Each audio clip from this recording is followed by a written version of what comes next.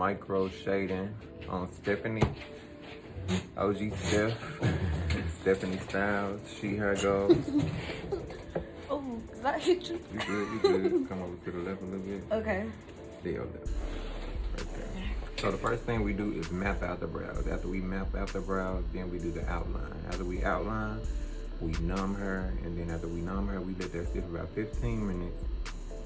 And then we go brow to brow and shade. Now, a couple of things that I get together before she lays down, I definitely put my bed sheet on there. Then I get my ink cups. I use 2 of them. One is filled with water and one has the ink. I mix my inks, 2 shades. Each client, I mix 2 shades. So this is a Davies, and this is a Permablend. This is a bold brown, and this is a blackish brown. These are the 2 we. I don't think I'm gonna put the bold brown. Do you want them like a dark brown or like a medium brown? Darker at the ends, and I want the medium brown toward the tips. So the only thing about that is it's not so much into as if we're changing the shades, it's just the technique and how I shade it when it comes to the front. So I definitely will only do like a pass and a half on your front. So it's about how many strokes you do that makes it darker. So for the arch to the ends, we're gonna do probably 3 and a half. But to the front, like I said, we're gonna do 1 and a half. So we're gonna do 1 full and then go back and touch up for 1, because she already got kind of full brows. She just wanna like enhance, enhance what she has. They really look good. She could really do without. But since she wanna top it off, I mean, we gonna get it done. And when I do mix the colors, I do mix this like shading solution, and this kind of thins out their color, so when it heals, it doesn't heal as dark and as bold, and it just helps so you know it's not too heavy on a person's face. Most definitely if they're not used to seeing themselves with makeup all the time, it just helps, you know. You can use either Bactine or something called blue gel. The blue gel is not in stores at all. You have to order that off of either Amazon or eBay, but I didn't order it because when I started, I wanted to get to work as soon as possible, like literally like the next day or 2 after I took the class. I was ready to get to it. So Bactine is just a pain relief, kind of semi-numbing. It just helps soothe it and like calm the pain. Alcohol wipes, use these before you start, after you razor any hair that's gotta go after you do the outline. This is the needle. You use a new needle every client. Do not mix needles. Do not wipe and clean a needle and think that it's good enough to use on the next person. You never want to pierce a person's skin with the same needle you use on somebody else. This is the numbing cream, lidocaine, one of the 2. You pronounce it how you choose. It is Zensa. I also ordered this from the Davies website. This just helps. It's a 5% lidocaine, so it's topical, so it's not a deep tissue procedure, but it is like piercing their skin with their needle, so you definitely want to make sure you numb her before you go further, so it isn't like you're ripping at their skin and she has to sit there and bear that, because it is a needle. This is our mapping tape. It's like floss, dental floss, but it's like charcoal floss. So it's like a black, let me see. I ordered these off of Amazon. I think I got a 5-pack. So you just pick it up out of here, just like dental floss, but it's chalky. You definitely would get more than this when you're actually getting ready to map them out, because you want it to be long enough to where you can kind of floss at the skin. You'll do 3. You'll see in a second. This is the concealer that we use. This is what I got from the class, but I do believe that if you don't have this, you definitely can use any concealer that you have if it's not like too wet. If it's like a dry, because this is like a really dry. Like this is like, it doesn't move. Like it's definitely like you have to wipe it to smear it. Like it isn't like a gooey or creamy type of concealer where you squirt it and it runs. Like this, definitely you have to apply pressure for it to get out, unless it melts. And then I have this outlining pencil. I don't really use this on every client. The way that I outline, I only use this if I have to add to a shape. Like if one brow is bigger than the other. I really personally like to just do the outline and kind of feel my outline from what I did with the concealer. You can use disposable brushes or you can use the actual makeup brushes. Make sure you clean it between clients. And this is what you'll be using to actually make the shape of their brows with the concealer. So after you've mapped out, this is what you will use to actually make that shape. And this is what you will show your clients. You can either fill it in with the pencil or you can just make the shape to let them see the shape and the width and the length of the brows and let them choose and see if that's what they want to go with or if they want to wipe it all off or let you pencil it in to fill in to add to what they have. And this is a two-sided razor. This is what you use. You probably can use an eyebrow archer, but don't hold it over their eyes because you don't want to fall and mess up. Nah, you don't want it to fall on their face. But this is what it looks like. And when you go in with this, I definitely give it a little bend when I'm about to razor them. But she doesn't have much hair that has to be coming out, but we will do like a slight cleanup after we go and do that outline, just so we can make sure no extra hairs are around, just so it has that clean, precise look. And this is the actual tattooing machine. It comes in two pieces. You put it together, clamp it in, and you add the needle to the top. When you put the needle in, you definitely do like a insert and twist to lock. And to adjust the length of the needle, you just twist at this to extend or minimize. And you charge it. You can use a power supply, like a regular tattooing gun power supply, or you definitely can just plug it into the wall and hook it up to this. And it has different modes you can put on. Definitely need to, you press for the mode you want. Very low, semi-low, medium, semi-high, and very high. It definitely would sound a little different because right now it's kind of silent. It definitely would sound much different when you add the needle in.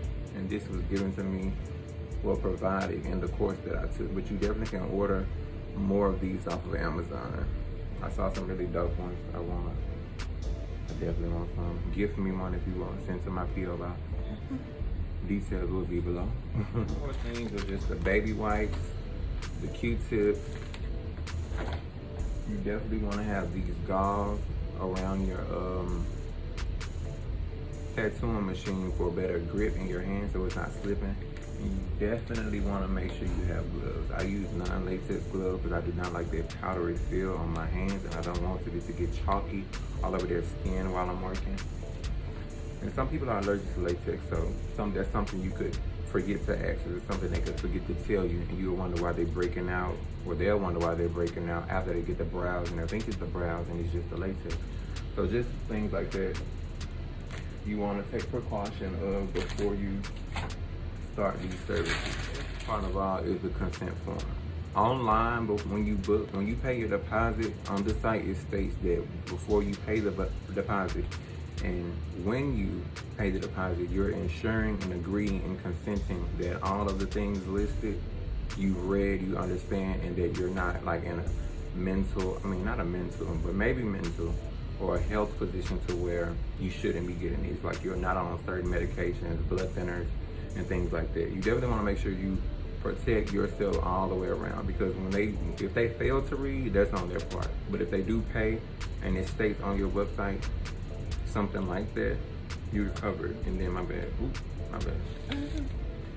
And just make sure you get them to read through. Make it as long as it needs to be.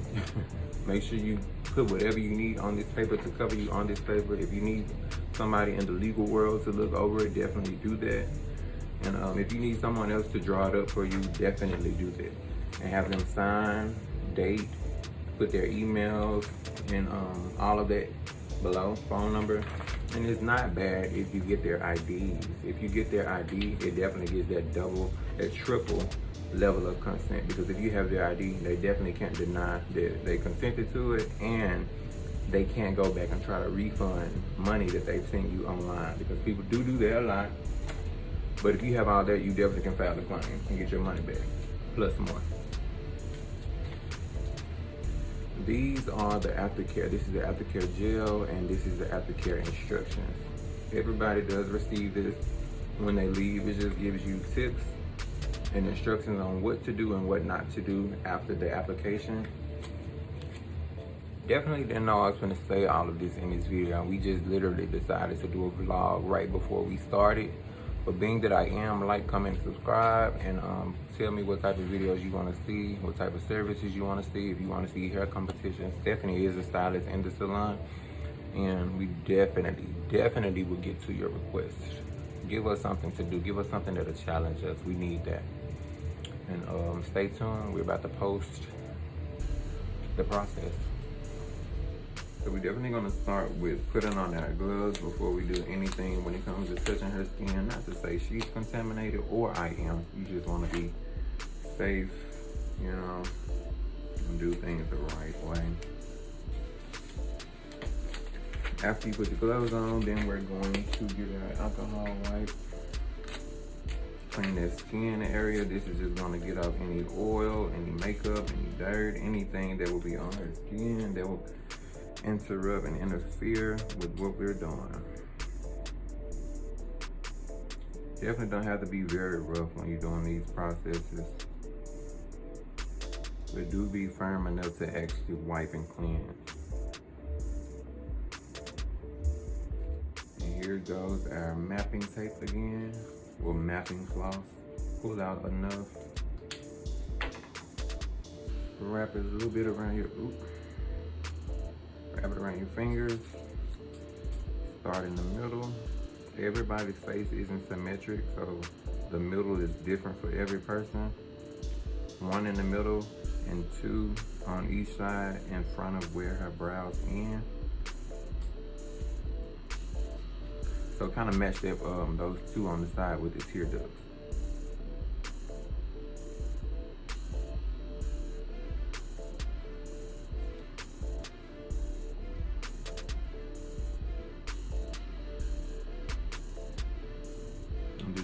Give us the underbrow.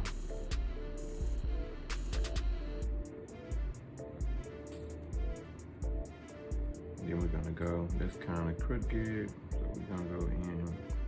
Now in the beginning, it's very crucial that you get these measurements and things right, but after you've gotten comfortable with doing it, and you have a real eye for what you're doing, it's okay to be a little, lackadaisical with it. I really hate that word. I really do. My teacher used to say that in cosmetology. I hated hearing her say that.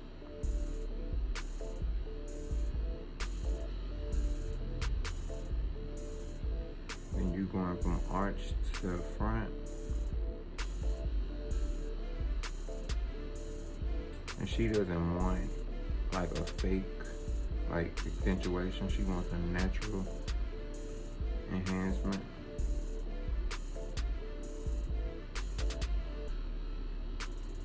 Just wants her real brow, but a little bit bolder.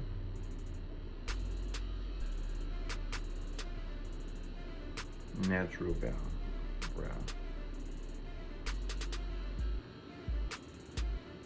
And I can already see one of her brows is a little wider than the other. The left brow has a little more mass to the front of it. That's perfectly fine. You just gotta make sure you taking your time with how you measure it. And then you can put a line at the arch, but that's really only if you have a problem with like symmetry and you need a reminder just to point you to where it is. Cause like I said, as you grow in it, certain things you probably just skip just because you've gotten so comfortable with it, but it is good to keep it in your mind so you know what to do, even if you have to show, or if you have a case where somebody doesn't even really have eyebrows, you definitely will have to map out first. But being that hers are like perfect, you already kind of know where it's gonna go with it. These are her mapped out brows.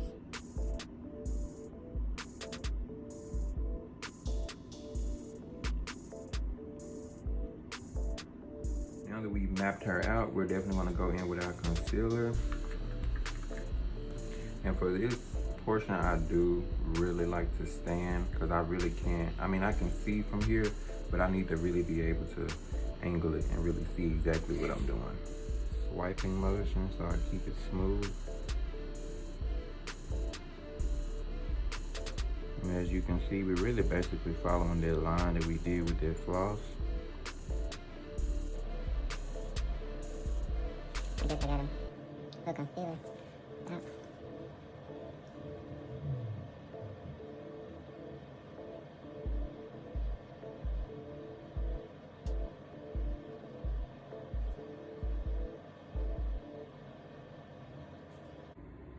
And I do like to go kind of on the bridge of the nose just so I can fully see the shape. And it helps you match better to the other side. So we're gonna just go ahead and do the same on the other side. And don't feel like you have to rush through this process at all. The most time that you take should be on actually getting her shape to what she wants. Because everything after this is kind of just cut and dry. This is the whole job. Like, this is what you're using to finish. If you don't do this, you really ain't doing nothing.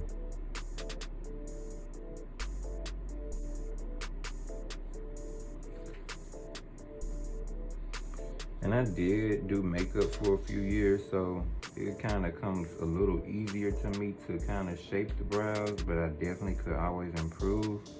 But if you've never had any, dealing in that, it could take you a minute to get like used to shaping, but that's perfectly fine. If you do take a course with somebody who really is like a good instructor or really like just has what you need, they'll give you like test brows where you can kind of go in. We'll test skin, and the test skin will let you go ahead and practice if you don't have a client. She already looking good.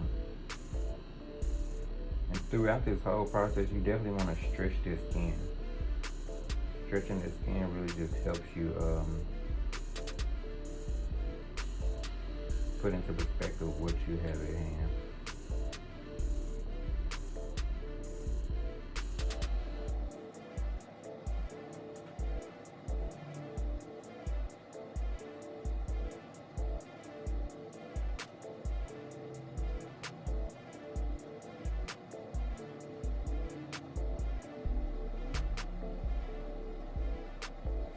One brow completely outlined and shaped, and we're gonna just finish up with the other one and make sure you use that guide from the last. Just go to an even flow into the next. And it's okay to start higher, then go to your actual point of precision to the head of the neck.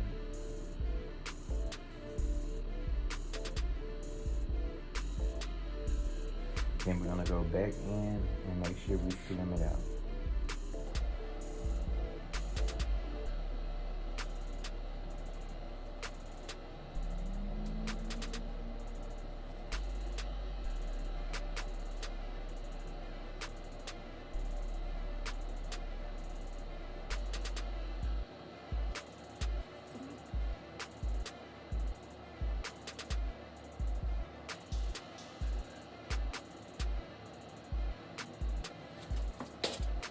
And as we try to look into the camera, if you can see from there, it's kind of wider on this side, and this is the brow that I said initially was wider. So for this front, we're just gonna go in one more time on that top and slim that down. We're not gonna do too much with that wing because we already see that they're kind of similar. If not, we'll go on this side and flatten that one out a little bit more. And this brow even looks a little longer. Let's see. Yeah, so we're gonna cut just a little bit of this dramatic out. And one thing too, make sure you're not making your people's brows go into that crease. You don't want those brows longer than the tip of their eyelash. Never put their brows down into this crease. And now I'm just going in to widen out the thinner brow just a little bit to match the other.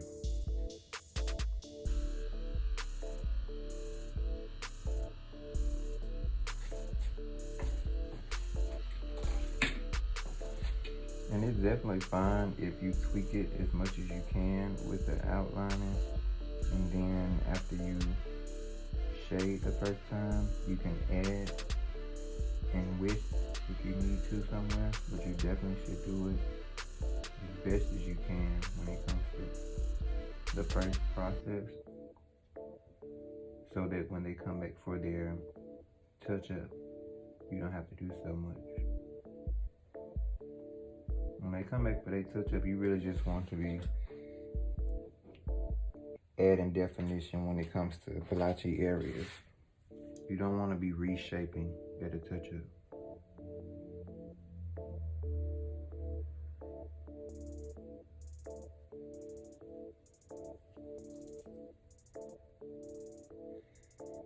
We're now gonna let her get up and look at them, and then when they're looking at them, we'll make tweaks, and we'll just really look at them for a while and make sure that what we want to put permanently on her face, or semi-permanently on her face. When they're looking at their brows, you definitely want to use this time to let them see, look in different mirrors, look in their phone, camera, whatever they need to look into, so they know that they know that they know that what they have on their face. They don't look the same to me. In their selfie camera, yeah. Let them look in the mirror, any mirror they need to look into, because they need to definitely confirm that this is what they want to go with. And you make any last minute touch-ups and tweaks before you go and do that ink outline. You can, whatever you're going with now, because if you go with that or if you go with that, I'll be satisfied. Okay. So look in the camera before you lay it down. Okay.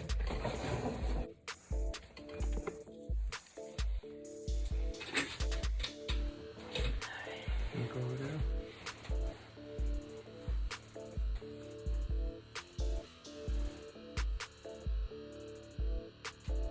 We're now deciding which one we want to go with. It's good when you kind of have them a little off a little, because you definitely kind of get them that option type of thing. You let them choose which size they like, and that's how you kind of know what to match, so you don't take all your time minimizing something where they want it wider or making something bigger where they want it smaller. So she said she doesn't really care. She likes both of them, so we'll just choose which one we think is best.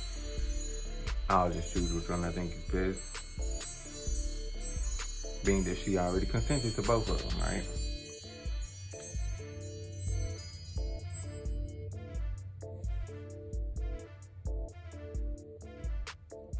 That's cool.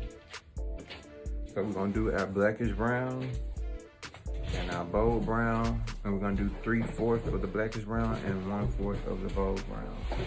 So we're definitely gonna just pop that open, get our ink cup, and do about 3 to 4 drops.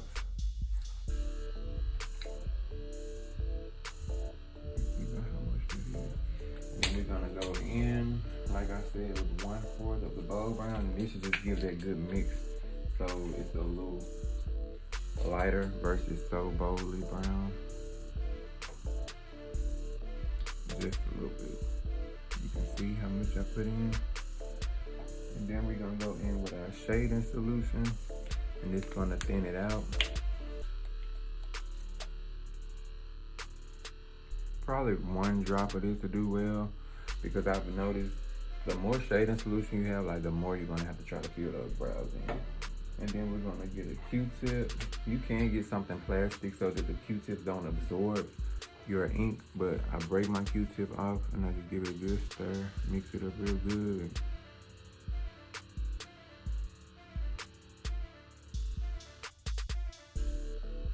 Now we ready. You can see kind of the shade that it is. It's not like a really, really dark brown. It's kind of like a mocha type of brown. And with the empty cup, like I said, we're gonna go put water in it. You don't have to fill it up, but you definitely can put it about halfway. This is what we'll clean our needle with as we go, so that ink doesn't build up in the needle and get stuck, because it can do that and it'll push the ink out, and you will think you're tatting it, and it'll just be running right out. Now ready to start with our filling in process. Grab your tool, grab your needle, open your needle up. Definitely keep you a trash can nearby. You don't want to build up trash and then there'll be blood and all that. You don't want that sitting on your counter. You definitely want to dispose of that as quick as possible. Get a little bit of your gauze, about that much, maybe a little less because it does stretch. Rip that.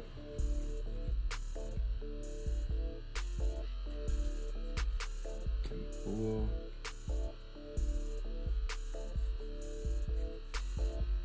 Pull and wrap it. And you definitely want to put plastic on this. I don't have the plastic today, but it's perfectly fine. As long as you're sterilizing and cleaning after each use and not cross-contaminating with that blood from their brows to your tool. Definitely make sure you're wiping all of your workspace and your tools off and disposing of anything that has blood, ink, or anything. I use these plastic bags and I rip them open. And I use this for when we numb the client. I just rip it straight in half. And you will see in just a second like how I apply it and how I apply the numbing cream with it. All you need is one bag for 2 pieces. Turn your tool on. I do have it on the highest, so we do want to turn it down until about the 3rd or the 4th. We're on the 3rd. I hear what I want to go with, and we're going to measure out our needle to about almost a half an inch.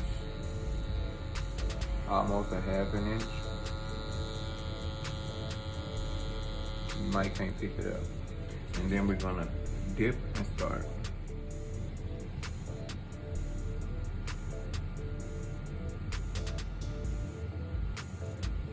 Keep your head for me. Close your eyes. And definitely make sure, like I said, you're pulling up at that skin. And when we start with that outline, we're gonna go in small strokes, strokes of 3, and on the 4th, go down. And I do start in the arch. No specific reason, this is just what the instructor I had showed me. So we're just gonna go with that. Small strokes. And you're not going so deep into the skin to where you're like meeting their bone or anything. And you definitely can slow down.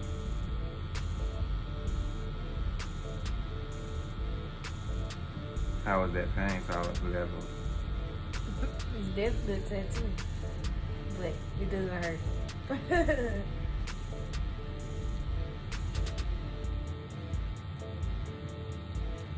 You just feel like a little tingle, that's it. We're gonna go on the opposite side and lock in that outline. And when you notice that your stroke is fading, then you will go in and actually get a little bit more ink. I personally do not like stroking with the empty pen. I really hate it. I hated it when I would get tattoos and the tattoo artist would be on my skin with an empty needle with no ink in it, because I'm like, you stabbed me for no reason. Get a little bit more ink. And make sure you connect every movement that you do. So before you go back forward, you're gonna go back to where you started and elongate that and keep from your starting point. You won't just go up here and go back. You will definitely connect where you started from and go further. And you really teach your class there.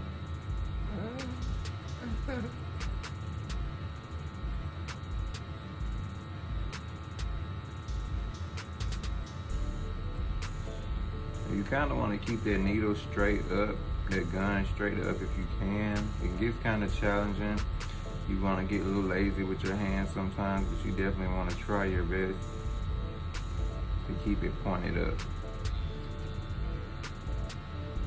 Again, connect your starting line. Get a little more ink because I see we're fading.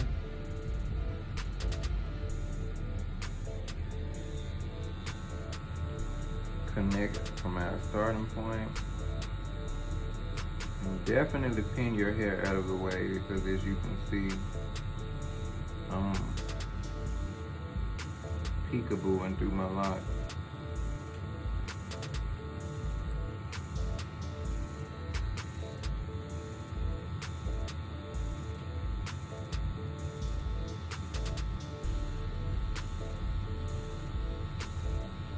And it's okay to go back over it if you know you went kind of light in certain areas, but you don't want to go over it so much to where you have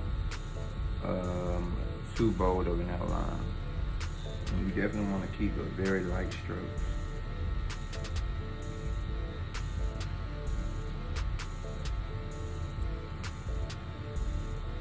And in the beginning, you definitely want to wipe little by little when you're checking your outline. But being that I've been doing it for a while, I've gotten comfortable enough to where I can wipe off the whole brow and just fill in if necessary. So we're leaving that outline, even though I probably have to elongate this brow just a little bit to match that one. So I'm gonna actually go with a baby wipe and wipe all of that off. And then we're gonna check that outline, see how well her skin is taking the procedure. So we know how deep we need to go from this point on. And it's taking it very, very well. It's very light, but it's very present. So wipe all of that off. Throw away.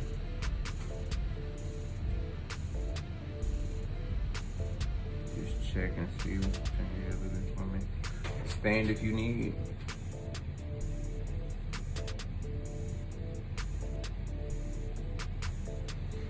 And then we're gonna get our numbing cream. With our numbing cream, we're just gonna put it on our Q-tip, and you definitely want a generous amount, but you don't want so much to where you're using your whole bottle because these supplies are expensive. That's why the prices for these services are what they are. If you don't know what the prices are, they start from anywhere from $375 to like $600, maybe even more. But that's the highest I've heard. But I definitely believe people are charging $800 somewhere. And I've gotten the question, what did you do to get your clients? I definitely, right after my course, just posted videos of what I did at the course. And then I did someone right after that. I did my mom right after that. And then I did a $100 special on my nail hair page, promoting it to the actual brow page. And that definitely, it was Valentine's special for $100, and they definitely ate that up.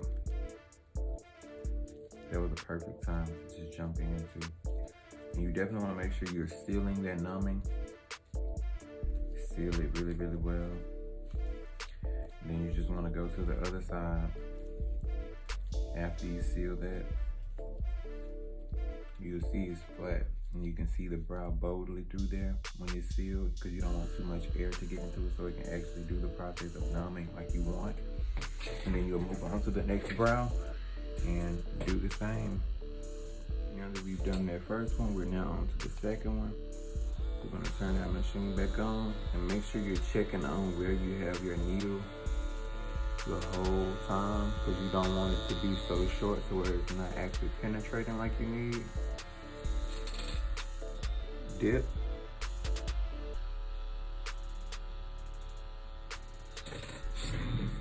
And start. Like I said, we start in that arch area. And it's likely that they will say they feel this one a little more than the first one. Perfectly normal.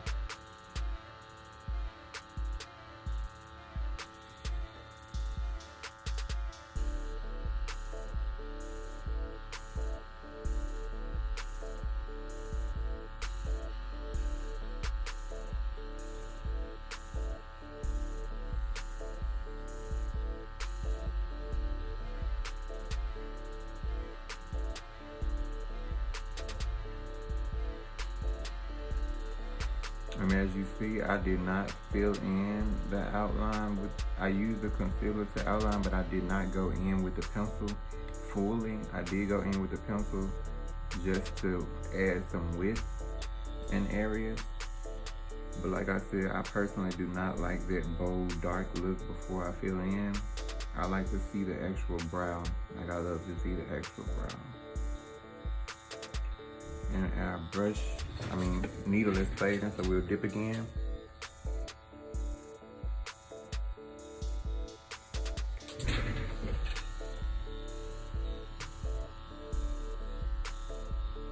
Continue from where we started.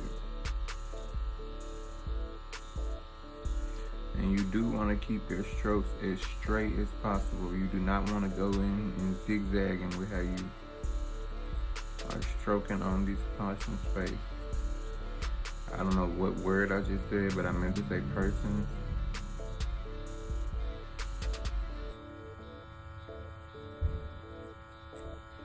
And when you go to the front, you want to just kick at it. You don't want it to be so bold.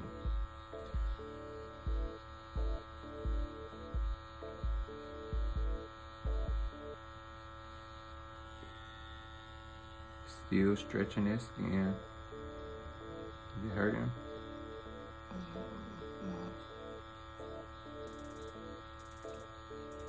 I'm already sneezed.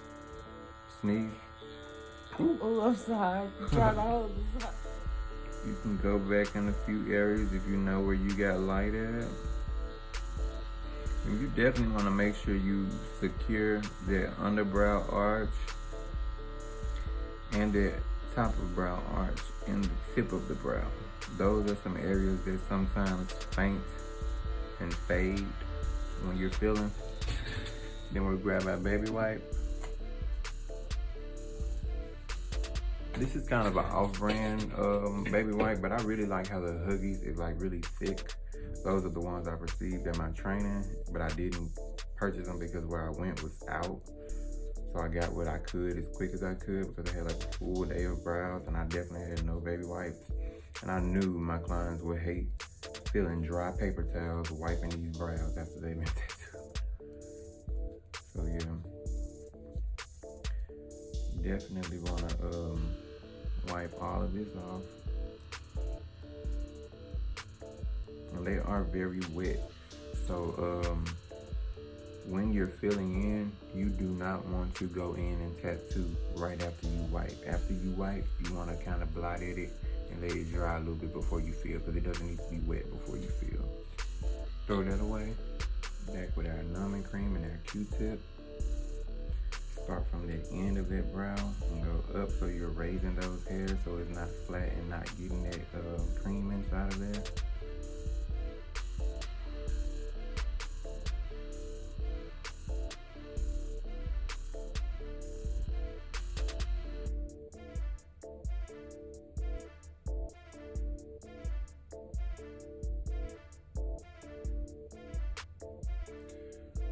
Close that back up. Throw away that Q-tip. And then we will get our plastic. And again, we will seal her off.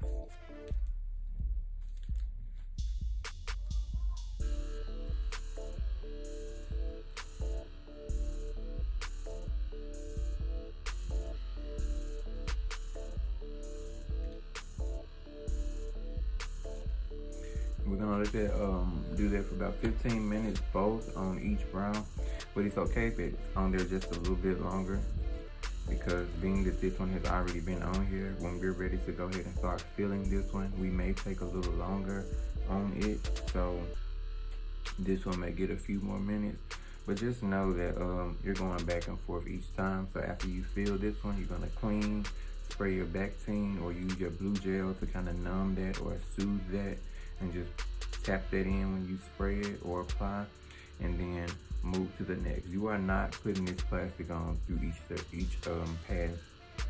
After the pass, like I said, spray, tap it in, wipe the next one, and fill in, and repeat.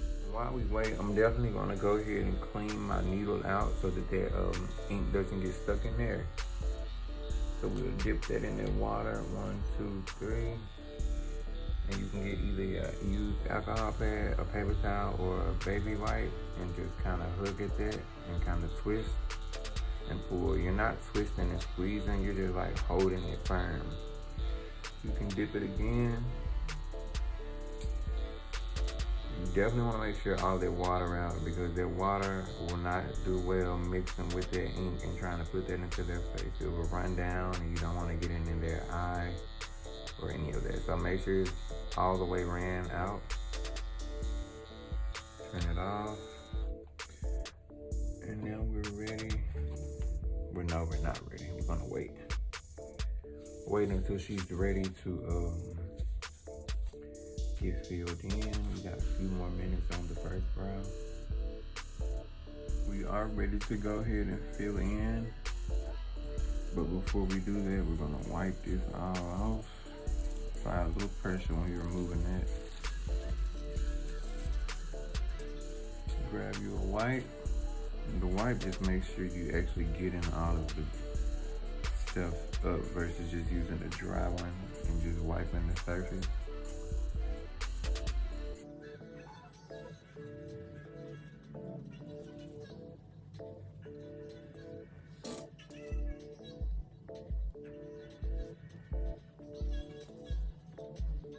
So we do our first outline. That's when we go around and razor what hairs we need to take out.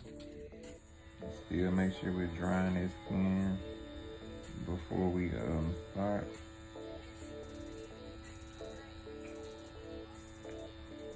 We're gonna lift this skin, tilt your head for me, and we're gonna start at the tip.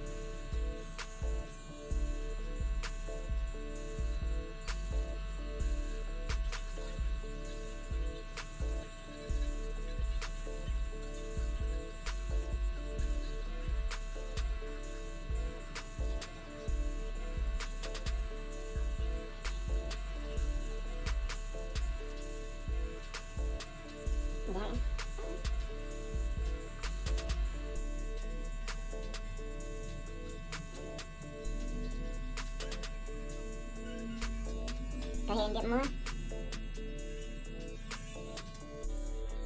And always connect where you start from.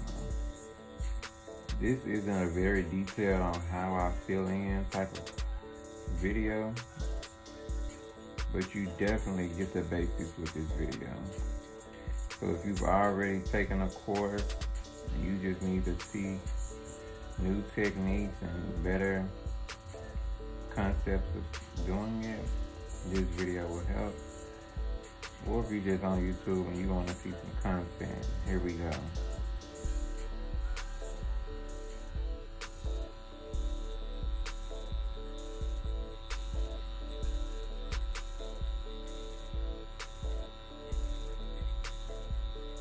And you definitely want to make sure your strokes are very close. Even though you're going from side to side, you don't want to be necessarily going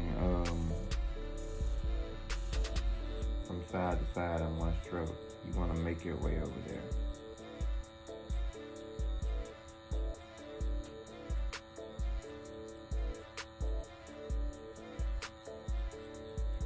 And the more you go over an area, of course, the darker it will be. So if you don't want certain things as dark, don't go over them as much as you go over the rest of the brow. Like these fronts, we don't want those as dark as the back. So we'll only, like I said, go over there probably 1.5, maybe 2, but I'm really shooting for 1.5. And there you can see a fully shaded brow, but just because it's that dark when you shade it does not mean to be that dark when you wipe it, as you see now. When you wipe it, you get a whole different effect because it's a building process. You're not getting your outcome of one stroke. She did take it really well though. And of course, so you can save on products, you can rip those napkins, those baby wipes in half, and just make sure all of that is gone before you go any further. And as you can see, she really did take that first stroke really, really well. Better than I thought she would. So that's a good sign. So then we're gonna go under, dip this skin, and like I said, kind of fold at that razor. Clean her up. You don't want to take much off unless it's under that outline. And it just defines that outline like much better. Much better.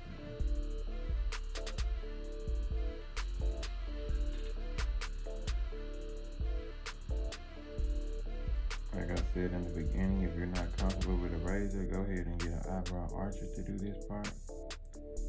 I wasn't necessarily comfortable with the razor at the training, but it's the only thing I've used up until this point, so I got very acquainted. Spray the Bactine, pump on that eye, spray a little bit more. Try to spray it above the brow so you don't get into their eye. We're gonna pat it there and move on to the next. We're gonna wipe off. Wipe. You got baby wipe. Wipe all of the numbing cream off.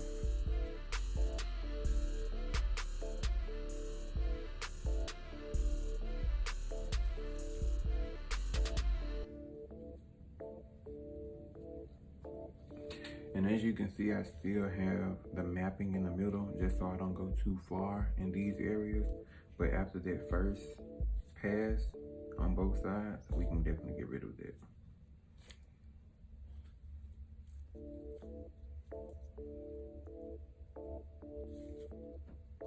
And what I'm doing right now when I'm tapping, I'm actually drying. I'm not beating on her face, but I'm just tapping it enough for the gloves to absorb that moisture.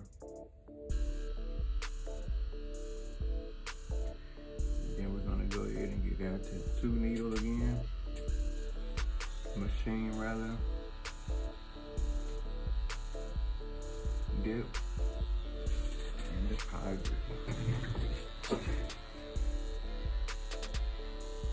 Starting at that tip.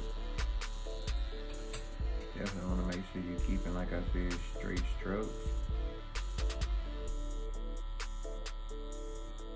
Straight strokes and make sure they're connected.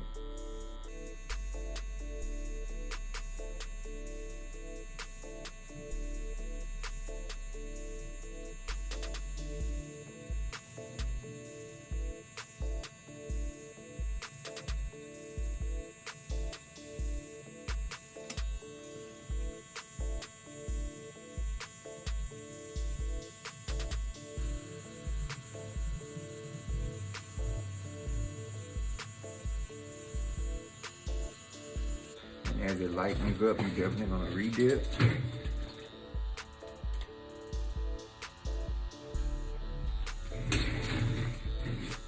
Deposit. Connecting where you just left from now.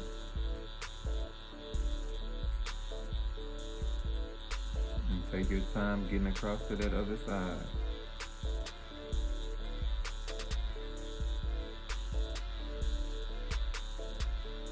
I kind of do make little C shape when I get to that arch. Make sure you're still lifting that skin up. And make sure when you start shading, I start shading from the outline.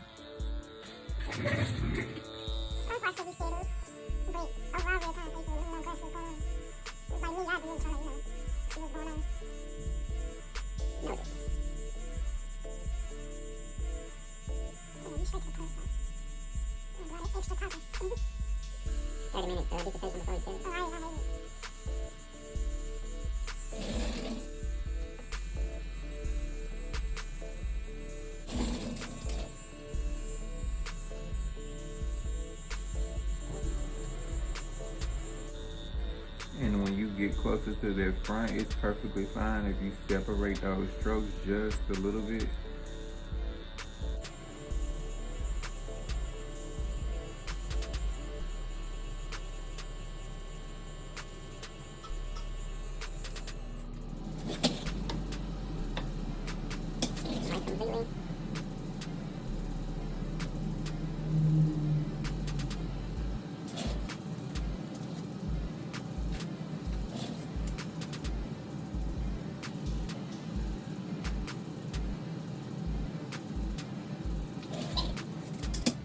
Again, we're gonna go in with our razor, lift that brow, and clean up any hairs that we gotta get gone.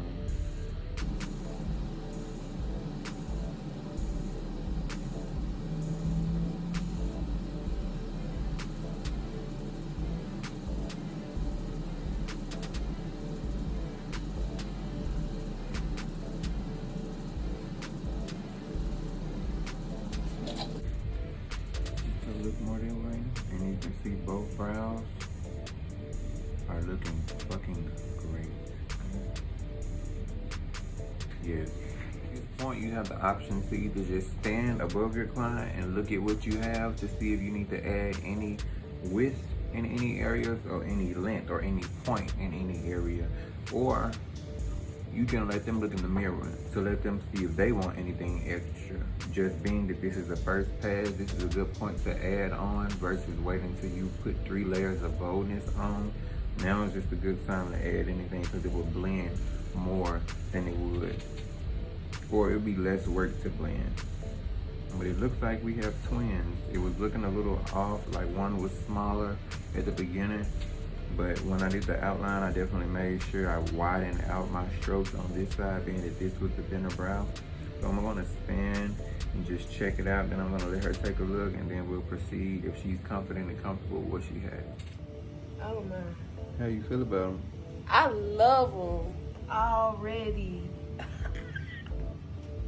You don't see anything that needs to change? Nothing needs to be changed. Look in the camera. Excellent. Oh, is this okay? Okay. I'm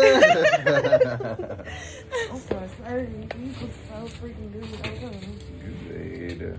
Well, the client I'm likes gonna what walk she and has. advertise on it. Well, I accept that. Yes. I appreciate that. We gonna wipe off that mapping, like I said, after that first pass. She likes what she has, so now all we have to do, well, excuse me, she loves what she has, and that's definitely what we want to hear. Because you don't want nobody looking in the mirror and want to fight you, man.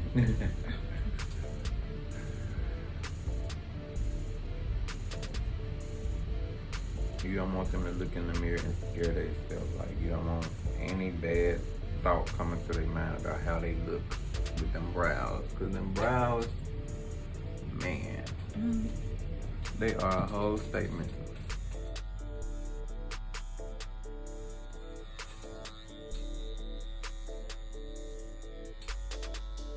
We're now on our second pass.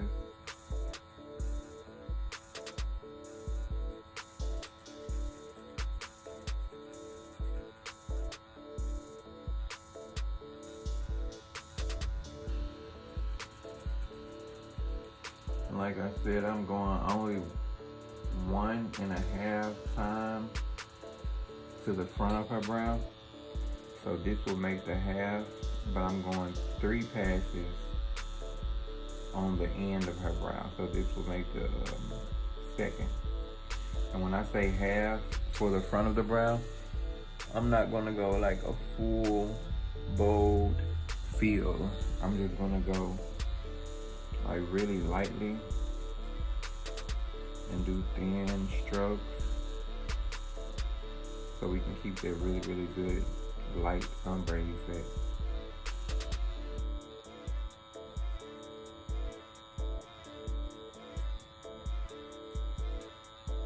You also don't want her to start off liking them, then start to hate them.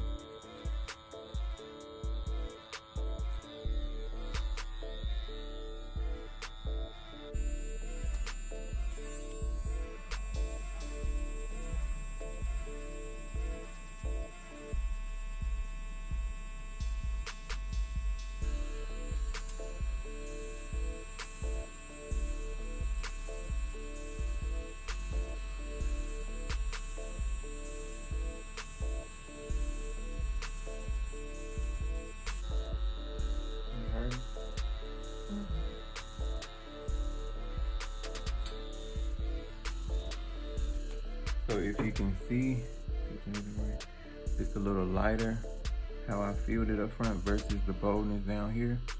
Lighter, darker. So then as normal, we're just gonna wipe that off, spray it, and continue. This first brow after this second pass. Bring it a little closer so you can see the density of it. Should you do it?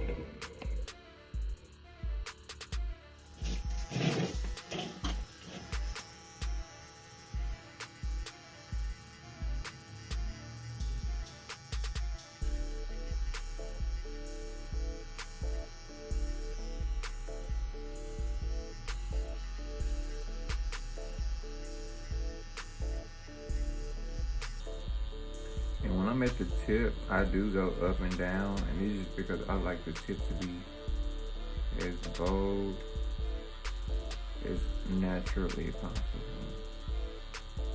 Bold but natural. But I definitely think the brows look better when the tip is bolder than the front.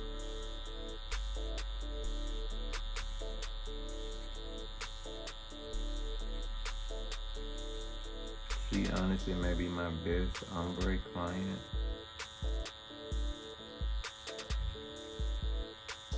But that's a good thing, because that's progress.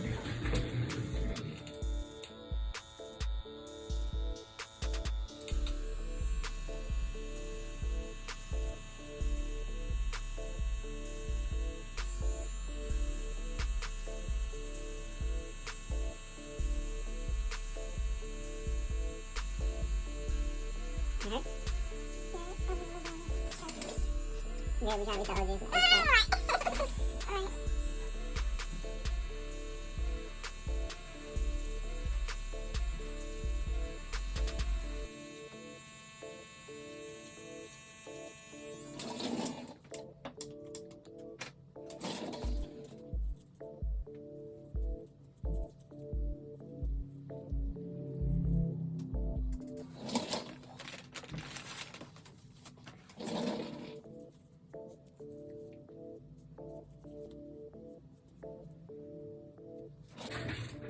So we've now done the full half of both fronts, so we won't be revisiting the front.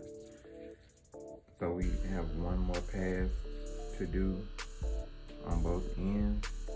And if we need a touch-up, we go with the tip.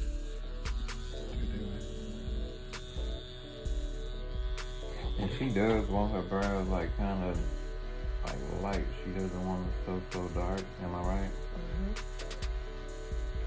So with this last pass, we're just really filling in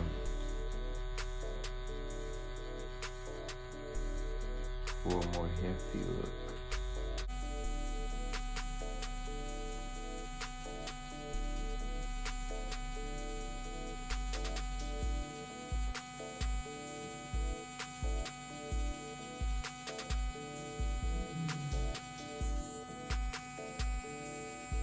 Like I said, we will not be revisiting the front of the brow, so we're just blending out the middle with those tips so it can make a really, really clean ombre effect. And if she feels like she wants her fronts darkened up, then we will darken them up.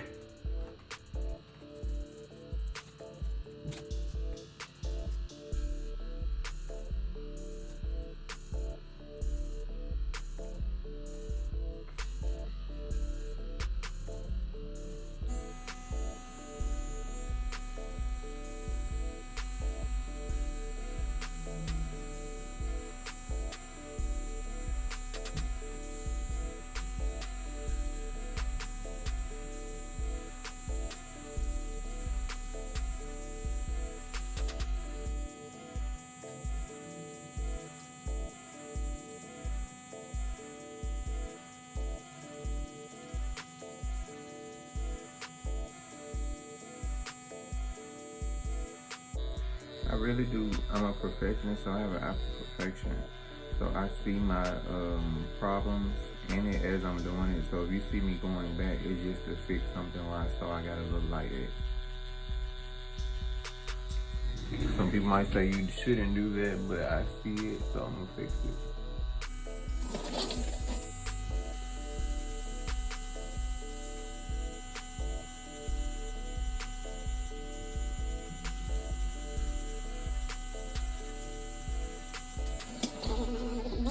At that point, we're going to cross your fingers and hope that your client likes what they have. So So I do like to let this set for a while just so we can really let the true color come through, because the longer it sits, the kind of darker it gets, because the shade really gets to sit in. Like when she goes home tonight, they're gonna be darker than what they were in here.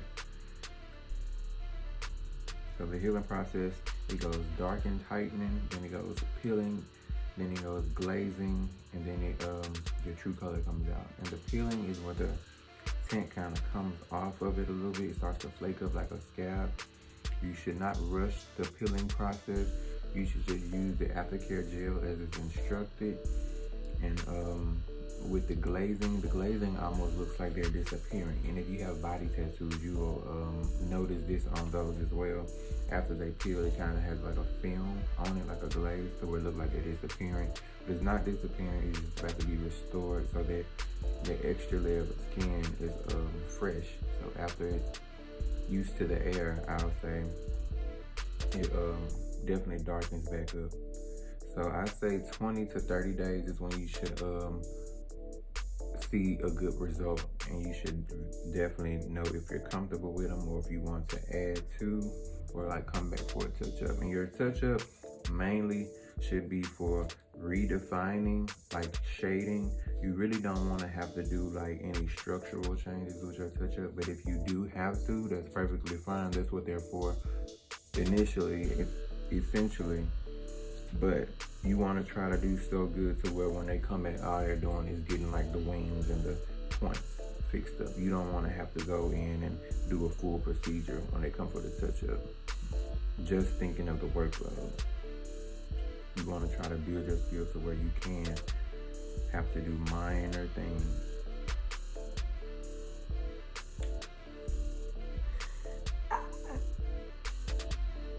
I just do this to try him out a little bit. She said she loves him, y'all.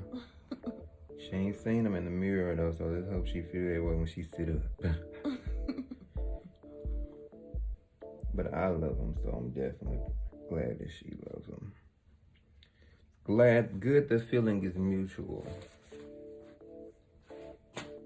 This is our finished product.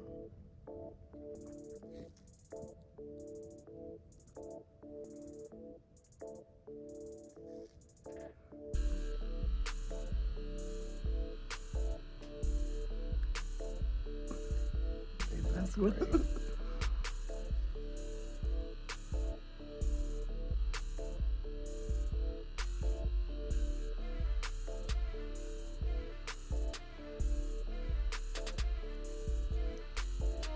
Bomb. Oh my God. They do. Oh my God. So we need you to let their hair down. That's so funny. I'm shocked. I'm like shocked. Yeah. Okay. Stop fucking playing. We're going to add the Aftercare cream at the front of that brow and run it back. You don't have to use so much, just a little under a dime size is okay. You just want to rub that all the way out. And do that the same thing to the other side.